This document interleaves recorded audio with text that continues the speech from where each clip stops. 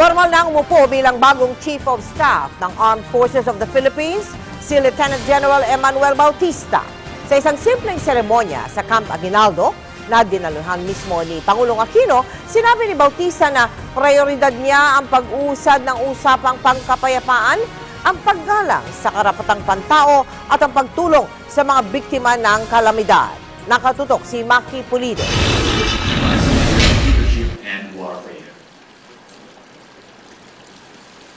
Sa pag-upo ni Lieutenant General Emmanuel Bautista bilang Chief of Staff ng Armed Forces of the Philippines, pwede nang sabihing power class ang 1981 ng Philippine Military Academy. Nauna nang umupo bilang PNP Chief ang kaklase niyang si Director General Alan Purisima. Pero ang seryosong seremonya para sa change of command ng AFP nahaluan ng katatawanan.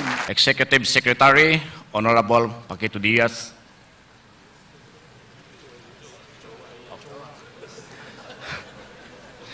I'm sorry, sir. Paquito Ochoa.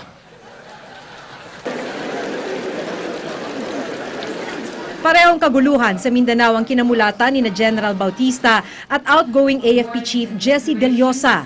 Pero hindi pakikipaggera ang maririnig sa kanilang mga pahayag, kundi pag-asang magtagumpay ang peace talk sa mga rebeldeng grupo, paggalang sa karapatang pantao at pagtulong sa mga biktima ng mga kalamidad.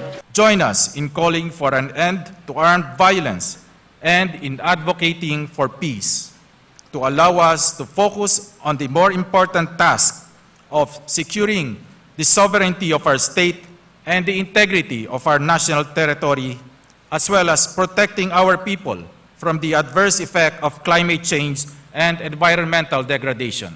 Sabi naman ni Pangulong Noynoy Aquino, higit sa banta sa bakuran ng Pilipinas dahil sa panghihimasok ng China ay ang katayuan ng mga sundalo, lalo na ang mga sarhento, kakulangan sa gamit, training, pati pabahay. Kaya ibinida niya ang New AFP Modernization Act. Kayo ang nasa frontline sa pagsasakatuparan ng tunay na kapayapaan. Karapat-dapat lamang na sa tinatamasang pagginhawa ng ekonomiya, hindi may iwan sa laylayan ang ating mga sundalo. Pinili raw ni AFP Chief Bautista na gawing simple at matipid ang turnover ceremony.